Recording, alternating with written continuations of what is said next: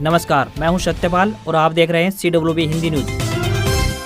शक संवत 1948 विक्रम संवत 2083 आज चैत्र मास के शुक्ल पक्ष की त्रयोदशी तिथि और दिन मंगलवार है। तदनुसार अंग्रेजी तारीख 31 मार्च सन 2026। त्रयोदशी तिथि आज सुबह 6 बजे तक रहेगी। उसके बाद चतुर्दशी तिथि प्रारंभ हो जाएगी। आज यानी 31 मार्च 2026 को मुख्य रूप से महावीर जयंती का पर्व मनाया जा रहा है, जो कि जैन धर्म का एक प्रमुख त्योहार है। आज जैन धर्म के 24वें तीर्थंकर भगवान महावीर का जन्म उत्सव मनाया जा रहा है। इस अवसर पर स्कूल, बैंक और शेयर बाजार बंद रहेंगे। यह दिन अहिंसा व शांति का संदेश देता है। यह दिन बैंकिंग, टैक्स और कॉरपोरेट जगत के लिए बेहद महत्वपूर्ण होता है, क्योंकि सभी पुराने खातों को आज ही क्लोज किया जाता है। आज यानी 31 मार्च को भारत में वित्तीय वर्ष यानी फाइनेंशियल ईयर समाप्त होने जा रहा है। सबसे पहले आज की सुर्खियां। बिना मीटर वाले कृषि कनेक्शनों को लेकर जल्द आएगा बड़ा फैसला। हरियाणा में किसानों पर पड़ेगा आर्थिक बोझ। हरियाणा में रेहड़ी पटरी वालों की सुनवाई करेगी हरियाणा सरकार। 15 दिन के भीतर होगा शिकायत का समाधान। पशुओं से मनुष्य में फैलने वाली जानलेवा बीमारियों पर पाया जाएगा काबू। किसानों की मदद लेगी हरियाणा सरकार। पैन कार्ड और आधार कार्ड में नाम मैच नहीं होगा तो भारी नुकसान, जानेंगे नए नियम। अब सेंट्रलाइज होगा दवाओं का रिकॉर्ड। डॉक्टरों को दी चेतावनी, बाहर की दवा लिखी तो होगी कार्रवाई। हरियाणा में 1 अप्रैल से महंगे होंगे toll plaza. Delhi Gurugram express way पर 15 रुपए तक ज्यादा देने होंगे। अब कैश नहीं चलेगा। यमुनानगर में छुट्टी के दिन भी खुलेंगे तीनों निगम ऑफिस। महावीर जयंती पर भी प्रॉपर्टी टैक्स जमा करा सकेंगे। सभी शाखाएं खुली रहेंगी।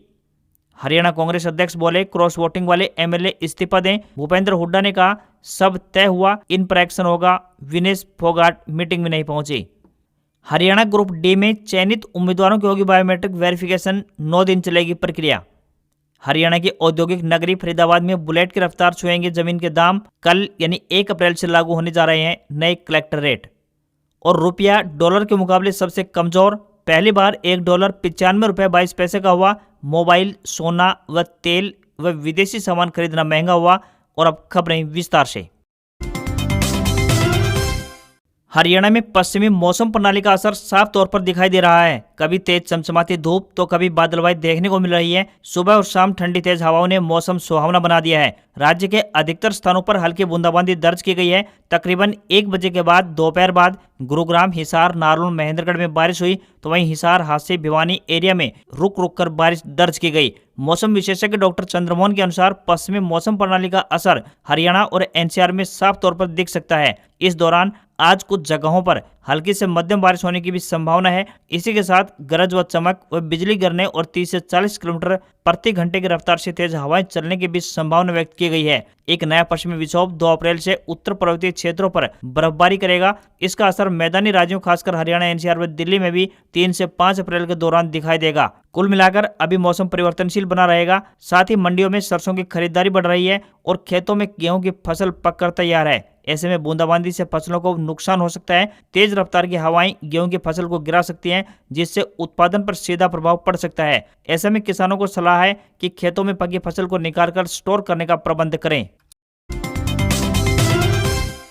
अगर आपके पास वाहन है तो ये खबर आपके लिए बहुत जरूरी है। NHAI ने सभी वाहन चालकों को बड़ा झटका दिया है। हरियाणा में NHAI द्वारा 1 दर्जन से अधिक टोल पर शुल्क में 4 से 5% की वृद्धि की संभावना है। 1 अप्रैल से बढ़ी हुई टोल दरें लागू होंगी। जानकारी के अनुसार हरियाणा के व्यस्तम दिल्ली गुरुग्राम एक्सप्रेसवे यानी NH48 पर स्थित खेड़की दोला टोल प्लाजा पर भी टोल दरों में बढ़ोतरी होगी, जिससे प्रतिदिन गुजरने वाले हजारों वाहन चालकों पर अतिरिक्त बोझ पड़ेगा। NHAI की ओर से जारी अधिसूचना के अनुसार खेड़की दोला टोल प्लाजा पर विभिन्न वर्गों के वाहनों के टोल शुल्क में औसतन 5 रुपए की बढ़ोतरी की जा रही है। निजी कारों के लिए यह बढ़ोतरी विशेष रूप से प्रभावित करेगी। 6 महीने पहले यानी नवंबर 2025 में भी यहां टोल दरों में 15 रुपए तक का इजाफा देखने को मिला था। अब 1 अप्रैल यानी कल से फिर बढ़ोतरी होने जा रही है। केवल गुरुग्राम ही नहीं बल्कि पूरे हरियाणा में NHAI के अंतर्गत आने वाले लगभग 55 से अधिक टोल प्लाजा पर दरों में ये बदलाव होने वाला है। शुल्क में 4 से 5% की वृद्धि की संभावना जताई गई है। नियमित यात्रियों के लिए उपलब्ध फास्टैग वार्षिक पास की कीमतों में भी उछाल आया है।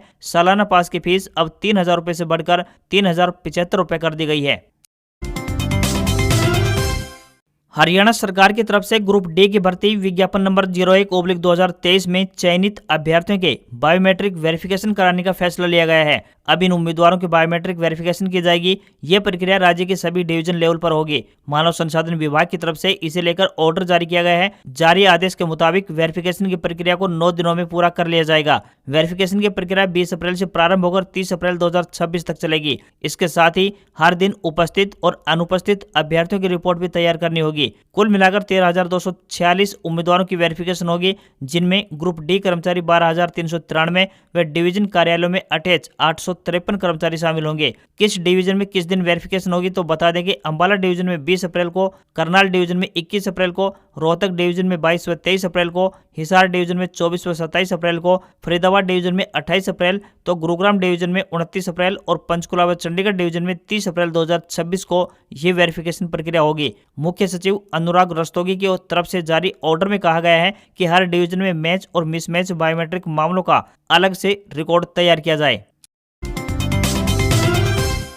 हरियाणा में कृषि आधारित ट्यूबवेल कनेक्शनों से जुड़ी हुई एक नई अपडेट सामने आ रही है। बता दें कि हरियाणा इलेक्ट्रिसिटी रेगुलेटरी कमीशन ने डिस्कॉम को सख्त निर्देश जारी किए हैं कि अगले 3 महीनों के भीतर सभी बिना मीटर वाले कृषि कनेक्शनों पर मीटर लगाने की विस्तृत योजना तैयार की जाए। वर्तमान में हरियाणा में 7 लाख से अधिक कृषि कनेक्शन हैं और इन पर 7,800 करोड़ रुपए की सब्सिडी प्रस्तावित है। फिलहाल हरियाणा में आंकड़ों की माने तो उत्तर हरियाणा बिजली वितरण निगम में 2,158 मिलियन यूनिट और दक्षिण हरियाणा बिजली वितरण निगम में 1,758 मिलियन यूनिट बिजली बिना मीटर के ही खपत हो रही है। यह कुल बिक्री बिजली का क्रमशः 9% और 5% हिस्सा है।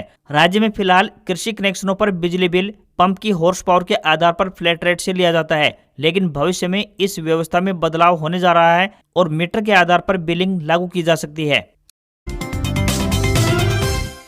हरियाणा सरकार ने पशुओं से आदमियों में फैलने वाली जानलेवा बीमारियों की रोकथाम करने के लिए कई बड़े कदम उठाए हैं। सरकार ने इस दिशा में सबसे पहले किसानों की मदद लेने का फैसला लिया है। वहीं वन हेल्थ कार्यक्रम के तहत हिसार में बहुउद्देशीय पशुपालन प्रशिक्षण केंद्र स्थापित करने की योजना भी बनाई गई है, जहां किसानों को टीकाकरण, स्वच्छता, बायोग्राफी सुरक्षा और भारत पशुधन ऐप जैसी तकनीकों के माध्यम से पशुओं को रोगों से बचाने की स्पेशल ट्रेनिंग दी जाएगी। हिसार में ही हरियाणा पशु चिकित्सा महामारी विज्ञान केंद्र स्थापित करने की दिशा में भी काम किया जा रहा है। बता दें कि संक्रमित गाय, भैंस, बकरी के संपर्क में आने से त्वचा व सांस के जरिए एंथ्रेक्स, संक्रमित मुर्गियों और पक्षियों से बर्ड फ्लू, संक्रमित पशुओं के कच्चे दूध या फिर मांस से बुर्सेलोसिस, सूअरों से स्वाइन फ्लू और पागल कुत्ते व बिल्लियों या बंदरों के काटने से रेबीज जैसी बीमारियां फैलने की संभावना लगातार बनी रहती है। इन बीमारियों से बचाव हेतु किसानों को वैज्ञानिक तरीके से पशुपालन का प्रशिक्षण दिया जाएगा। अगले 5 सालों में प्रदेश में गाय व भैंसों से बुर्सेला रोग को जड़ से खत्म करने के लिए स्पेशल अभियान भी चलाया जाएगा।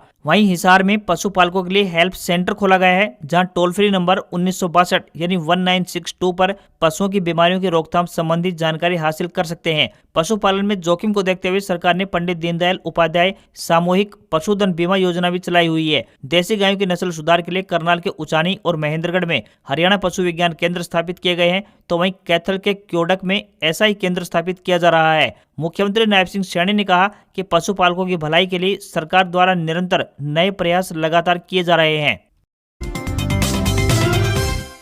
हरियाणा के मुख्यमंत्री नायब सिंह सैनी ने सचिवालय में स्वास्थ्य विभाग की समीक्षा बैठक के दौरान प्रदेश की चिकित्सा व्यवस्था को पटरी पर लाने के लिए कड़े निर्देश जारी किए हैं। मुख्यमंत्री ने स्पष्ट किया है कि अब सरकारी अस्पतालों में दवाओं की उपलब्धता की निगरानी डिजिटल तरीके से होगी और किसी भी मरीज को बाहर से दवा खरीदने के लिए मजबूर नहीं किया जाएगा। मुख्यमंत्री ने स्पष्ट निर्देश दिए हैं कि सभी सरकारी अस्पतालों में दवाओं का रिकॉर्ड एक सेंट्रलाइज्ड पोर्टल पर रियल टाइम अपडेट होगा। इस पोर्टल के जरिए डॉक्टरों को पता रहेगा कि अस्पताल में कौन सी दवा उपलब्ध है। अगर किसी अस्पताल में दवा की कमी होती है तो इसके लिए संबंधित जिले के मुख्य चिकित्सा अधिकारी सीधे तौर पर जिम्मेदार होंगे। सीएमओ को निर्देश दिए गए हैं कि दवा खत्म होने से 4 दिन पहले ही संबंधित एजेंसियों को स्टॉक की उपलब्धता के बारे में सूचित कर दें ताकि आपूर्ति बाधित न हो। अक्सर शिकायतें मिलती हैं कि सरकारी डॉक्टर मरीजों को बाहर से मेडिकल स्टोर से दवा खरीदने के लिए पर्चा यानी ओपीडी स्लिप लिख देते हैं। इस पर मुख्यमंत्री ने सख्त रुख अपनाते हुए कहा कि डॉक्टर अनावश्यक रूप से बाहर की दवा नहीं लिखेंगे। अस्पतालों में मरीजों की संख्या के अनुपात में डॉक्टरों और नर्सिंग स्टाफ की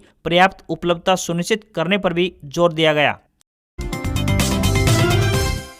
हरियाणा में राज्यसभा चुनाव के बाद नई दिल्ली में कांग्रेस विधायक दल की पहली बैठक हुई। इस बैठक में क्रॉस वोट करने वाले 5 विधायकों को नहीं बुलाया गया। हालांकि इनके अलावा बैठक में विनेश फोगाट और विधायक पूजा चौधरी भी शामिल नहीं हुई। पूर्व सीएम भूपेंद्र सिंह हुड्डा ने कहा कि बैठक में क्रॉस वोटिंग पर भी चर्चा हुई है। इसे लेकर 3 अप्रैल को चंडीगढ़ में पार्टी की अनुशासनात्मक कार्रवाई कमेटी की बैठक बुलाई गई है। पार्टी इस मामले को काफी गंभीरता से ले रही है, इस पर एक्शन जरूर होगा, सब तय हो चुका है। उधर प्रदेश अध्यक्ष राव नरेंद्र सिंह ने क्रॉस वोटिंग करने वाले विधायकों से इस्तीफा मांग लिया है। दिल्ली में हुई कांग्रेस विधायक दल की बैठक में 30 विधायक शामिल हुए। बैठक में पहले राहुल गांधी और कांग्रेस अध्यक्ष मल्लिकार्जुन खड़गे के भी शामिल होने की उम्मीद थी। हालांकि दोनों नेता बैठक में शामिल नहीं हुए। वहीं क्रॉस वोटिंग करने वाले 5 विधायकों के खिलाफ कार्रवाई को लेकर विधायक 2 गुटों में बंट गए हैं। एक गुट ये चाहता है कि क्रॉस वोटिंग करने वाले विधायकों के खिलाफ कार्रवाई की जाए, जबकि दूसरा गुट की मांग है कि जिन 4 विधायकों के वोट रद्द हुए हैं उनके नाम भी सार्वजनिक किए जाएं। यमुनानगर में वित्त वर्ष 2025-26 के अंतिम दिन मंगलवार को महावीर जयंती का अवकाश होने के बावजूद नगर निगम प्रशासन ने नागरिकों की सुविधा को ध्यान में रखते हुए बड़ा फैसला लिया है। शहर के तीनों नगर निगम कार्यालय इस दिन खुले रहेंगे ताकि लोग अपने प्रॉपर्टी टैक्स, किराया और जुर्माना आदि समय पर जमा करा सकें। नगर निगम आयुक्त महावीर प्रसाद ने बताया कि वित्त वर्ष का अंतिम दिन होने के कारण टैक्स संग्रहण को सुचारू बनाए रखने और नागरिकों को किसी भी प्रकार की परेशानी से बचाने के लिए यह व्यवस्था की गई है। उन्होंने कहा कि नगर निगम कार्यालय के नागरिक सुविधा केंद्रों में आम दिनों की तरह कार्य जारी रहेगा। यहाँ प्रॉपर्टी टैक्स, निगम संपत्तियों का किराया, बकाया राशि तथा जुर्माना आदि जमा किया जा सकेगा। नागरिक सुविधा केंद्रों के अलावा कर संग्रहण से संबंधित सभी शाखाएं, जिनमें लेखा शाखा, संपत्ति कर शाखा, स्टोर शाखा और आयकर प्रकोष्ठ भी दिन भर खुली रहेंगी और पूर्णतः कार्यरत रहेंगी। शहरवासियों से अपील की गई है कि जिन लोगों का प्रॉपर्टी टैक्स या अन्य निगम देय बकाया है, वे मंगलवार को अवकाश होने के बावजूद इस सुविधा का लाभ उठाकर अपना भुगतान अवश्य करें। इससे न केवल वित्त वर्ष के अंत तक बकाया राशि का निपटान हो सकेगा, बल्कि आगे लगने वाले संभावित जुर्माने या अतिरिक्त ब्याज से भी बचा जा सकेगा। हरियाणा में रेहड़ी पटरी लगाकर अपना जीवन यापन करने वाले लोगों के लिए एक अच्छी खबर सामने आ रही है। बता दें कि प्रदेश सरकार ने इन लोगों की शिकायतों की सुनवाई और विवादों को निपटाने के लिए सभी जिलों में स्ट्रीट वेंडर्स विवाद निवारण समिति गठित करने का बड़ा फैसला लिया है। इन समितियों की कमान रिटायर्ड सिविल जज या न्यायिक दंडाधिकारी को सौंपी जाएगी। कमेटी में 2 पेशेवर या सामाजिक कार्यकर्ताओं को भी शामिल किया जाएगा। जिले में पड़ने वाले सभी नगर निगम और परिषद और समितियों से जुड़े मामले जिला स्तरीय समिति देखेगी। सप्ताह में एक बार या समिति के अध्यक्ष द्वारा निर्धारित समय पर समिति के समक्ष शिकायतें प्रस्तुत करनी होंगी। प्रत्येक स्ट्रीट वेंडर जिसे कोई शिकायत या विवाद है, सादे कागज पर प्रपत्र 1 में जिला स्ट्रीट वेंडर विवाद निवारण समिति को लिखित आवेदन कर सकेगा। इसके बाद समिति आवेदन पर सुनवाई करते हुए दोनों पक्षों की बात सुनेगी। यदि जरूरी हुआ तो समिति विवाद के कारण और विषय वस्तु का भौतिक सत्यापन कर सकती है। समिति को अधिकतम 15 दिन में मामले का निपटारा करना होगा। समिति के फैसले से असंतुष्ट कोई भी व्यक्ति सक्षम प्राधिकारी को फॉर्म 2 में सादे कागज पर लिखित आवेदन के माध्यम से अपील कर सकेगा। आज के मौजूदा समय में आधार कार्ड और पैन कार्ड जरूरी डॉक्यूमेंट बन गए हैं। हर कार्य के लिए लगभग हमें इन दोनों डॉक्यूमेंट की आवश्यकता होती है। इस्तेमाल करने के साथ साथ हमें पैन या फिर आधार से जुड़ी हुई अपडेट के बारे में भी जानकारी होनी चाहिए। आज हम आपको ऐसे ही एक नई अपडेट के बारे में जानकारी देने वाले हैं। 1 अप्रैल से अगर किसी व्यक्ति का पैन और आधार का नाम सेम नहीं हुआ तो वह माना नहीं जाएगा, अर्थात उसका कार्ड रद्द हो जाएगा। इसी के साथ उसे कई नुकसान जैसे कि ज्यादा TDS का भुगतान करना पड़ सकता है और साथ ही इनकम टैक्स रिफंड क्लेम करने में भी काफी परेशानियों का सामना करना पड़ सकता है। अगर आपका भी आधार कार्ड और पैन कार्ड में नाम सेम नहीं है तो अब आपकी परेशानियां बढ़ सकती हैं। आपको समय रहते दोनों नाम को सेम करवा लेना चाहिए। हरियाणा के औद्योगिक नगरी फरीदाबाद के लोगों के लिए एक जरूरी अपडेट सामने आई है। बता दें कि फरीदाबाद में जमीन के रेट आसमान छूने के कगार पर हैं, क्योंकि जिला प्रशासन ने यहां पर 19 गांव की तकरीबन 4,500 एकड़ जमीन पर 12 नए सेक्टर विकसित करने की घोषणा की है। इस योजना से ग्रेटर फरीदाबाद में रेट ज्यादा देखने को मिल सकते हैं। प्रशासन द्वारा यहाँ कलेक्टर रेट में 75% की बढ़ोतरी का प्रस्ताव रखा गया है। इससे जमीनों के रेट में काफी इजाफा होने जा रहा है। इससे नमिदा और फरीदपुर जैसे इलाकों में भी आवासीय दरें 18,000 रुपए से बढ़कर 31,000 रुपए प्रति वर्ग गज तक पहुंचने की उम्मीद है। पोस्ट सेक्टरों में भी कीमत में भारी उछाल देखने को मिल सकता है। सेक्टर 14 और सेक्टर 21A में 500 वर्ग गज से बड़े प्लाटों पर 60% की बढ़ोतरी की गई है। व्यावसायिक निवेश की बात करें तो सेक्टर 16 सबसे महंगा हब होने वाला है, जहां पर पुरानी दरें 1.21 लाख रुपए से बढ़कर तकरीबन 2.11 लाख रुपए प्रति वर्ग गज होने की संभावना है। ग्रामीण इलाकों में भी रेट बढ़ाए जा रहे हैं, जिससे यहाँ जमीन खरीदना काफी महंगा हो गया है। तेगांव के मिर्जापुर में कॉमर्शियल कॉम्प्लेक्स के रेट में 75% तक की बढ़ोतरी देखने को मिलेगी।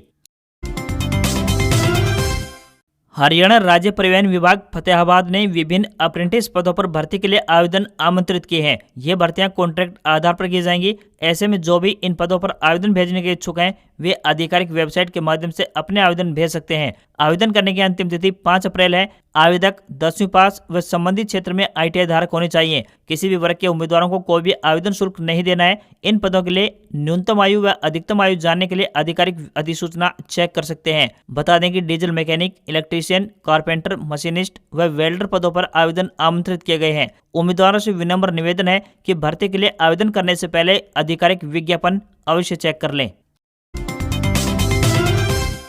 केंद्र सरकार ने फैसला लिया है कि अब राशन की दुकानों के साथ साथ पेट्रोल पंप पर भी केरोसिन मिल सकेगा। अब सरकारी तेल कंपनियां तय किए गए पेट्रोल पंपों से भी केरोसिन रख और बांट सकेंगी। हर जिले में राज्य सरकार या केंद्र शासित प्रदेश प्रशासन अधिकतम 2 पेट्रोल पंप चुनेंगे, जहां पर यह सुविधा दी जाएगी। इन पेट्रोल पंपों पर अधिकतम 5000 लीटर तक केरोसिन रखा जा सकेगा। सरकार ने सप्लाई आसान बनाने के लिए 60 दिनों के लिए सार्वजनिक वितरण प्रणाली के नियमों में ढील दी है, ताकि जरूरतमंद परिवारों तक तेल समय पर पहुंच सके। सरकार ने यह फैसला अमेरिका, इजराइल के ईरान संघर्ष के कारण लिया गया है। मिडिल ईस्ट में जारी जंग के कारण भारत में गैस, पेट्रोल, डीजल की कमी है। केंद्र सरकार लगातार मौजूदा हालात पर चिंता जता रही है। देश भर के सभी पेट्रोल पंपों पर पेट्रोल व डीजल की उपलब्धता सामान्य बनी हुई है। घरेलू खपत को देखते हुए रिफाइनरियों में LPG उत्पादन भी बढ़ाया गया है। सरकार ने स्पष्ट किया है कि किसी भी तरह की कमी नहीं है और लोगों से अपील की गई है कि घबराकर खरीदारी न करें। CNG और PNG उपभोक्ताओं को 100% सप्लाई दी जा रही है। सरकार ने एक्साइज ड्यूटी घटाकर पेट्रोल व डीजल के दामों को स्थिर रखा है।